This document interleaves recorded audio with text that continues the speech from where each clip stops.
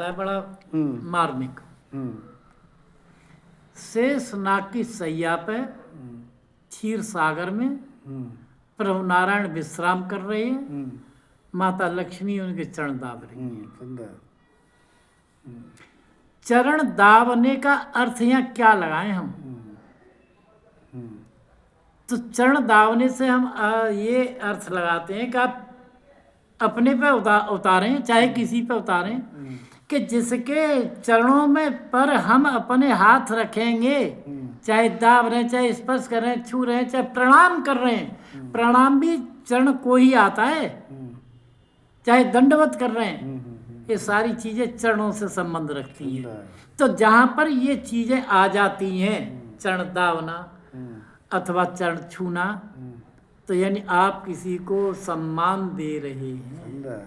जब सम्मान दे रहे हैं तो वो भी आपका मान रखते हुए वरदान दे रहे हैं। बहुत सुंदर। सदैव प्रसन्न मुख रहो, प्रसन्न चित्त रहो। हैं? तो प्रसन्न चित्त तो जब हम रहेंगे जबकि हमारे अंदर कोई कमी नहीं व्यापेगी, हमें कोई कष्ट नहीं सताएगा। तो माता लक्ष्मी ने स्वयं भगवान नारायण के चरण दाबते हुए उनसे वरदान प्राप्त किए। अब आइए यहाँ बात, विष्णु भगवान ने लक्ष्मी को आदर सम्मान दिया है, वो वरदान दिया कि सदैव तुम्हारे मेरे समान दृष्टि से निहारें, हर कोई तुम्हें निहारे, जितना मुझे सम्मान दिया उतना तुम्हें भी मिले, यानी अपने से अपने साथ जोड़ लिया। अब आइए एक और बात, इन्हें बड़ा कौन है छोटा कौन है, पूजनीय कौन है एक दूसरे में, एक दूसरे में, हमारे लिए तो दोनों हैं एक दूसरे में। तो ये पूजनीय दोनों, ये दोनों एक दूसरे की पूजा करते हैं। लक्ष्मी को हृदय में धारण किया है कि तुम सदा मेरी हो, मेरी ही रहोगी, मैं तुम्हें कभी त्याग नहीं सकता। तो लक्ष्मी हमारे विष्णु भगवान की पत्नी का नाम भी और है, लक्ष्मी नहीं है। जो नाम है उसे मैं बता रहा हूँ, लक्ष्मी का नाम है महालक्ष्मी। जो भगवान विष्णु की प्रिया उनका नाम महालक्ष्मी है। आप किसी भी पुराण में ग्रंथ में देखिए नाम आया है।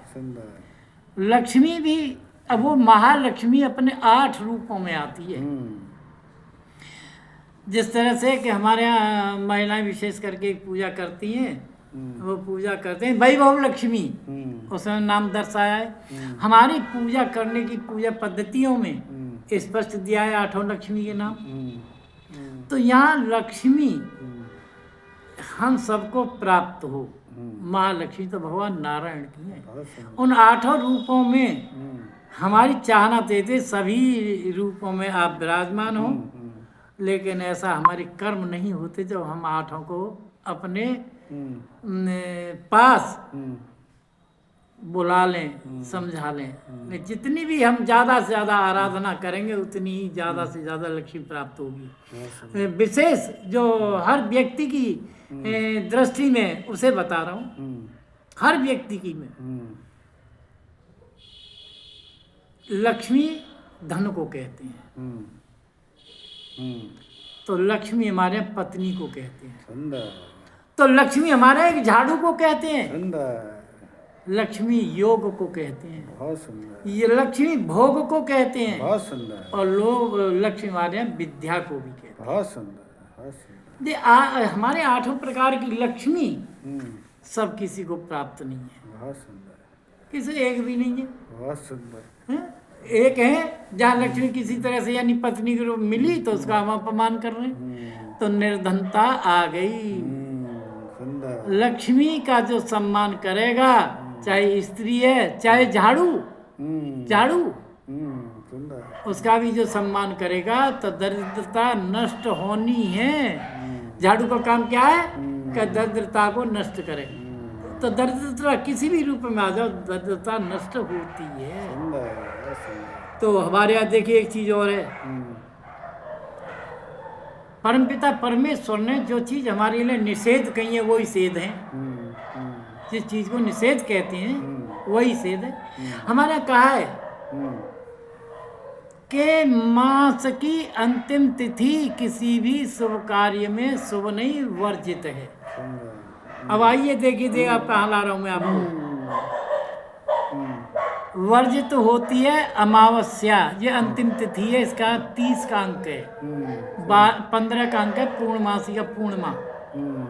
मास नहीं होता वह पूरा अधूरा है, पूरा तो अमावस्या के दिन है। सुंदर। अंतिम तिथि कही है, इसी अंतिम तिथि में दीपोत्सव होता है, बहुत सुंदर। जहाँ माता लक्ष्मी की पूजा होती है। बहुत सुंदर, बहुत सुंदर। और लक्ष्मी के साथ साथ वहाँ कई लक्ष्मी जुड़ के आई। एक लक्ष्मी तो आई अपनी पत्नी, वहाँ मौजूद है पूजा में। क्यों कि संकल्प पहले हो चुका है कि कभी भी यज्ञ में, पूजा में, दान में मेरे साथ रखोगे, तो यहाँ पत्नी साथ है। बहुत सुंदर। तो लक्ष्मी आई। सुंदर। एक लक्ष्मी और है जो हमारे पास कुछ धन दौलत है, वो लक्ष्मी। बहुत सुंदर। 2 हो गई। बहुत सुंदर। तीसरी एक और लक्ष्मी आ रही है, वो तीसरी लक्ष्मी झाड़ू। सुंदर। धन त्रयोदशी, धनतेरस जिसे कहते हैं, उस दिन झाड़ू को लाते हैं, घर में प्रवेश कराते हैं, सुंदर। और उसकी फिर पूजा लक्ष्मी को जहाँ हमने विराजमान किया वहाँ पर उसकी भी पूजा होती है। बहुत सुंदर। तो लक्ष्मी की तो हमेशा पूजा हुई है भैया, सुंदर। सुंदर। भगवान नारायण ने भी करी है। सुंदर। बस मैं कहूँगा इतना कि इनमें बड़ा कोई नहीं और छोटा कोई नहीं, दोनों समान है, बहुत सुंदर। एक दूसरे के जुड़े हुए हैं, बहुत सुंदर। और समानता ही रहती है, विषमता कहीं नहीं। बहुत सुंदर। बहुत सुंदर। बहुत सुंदर।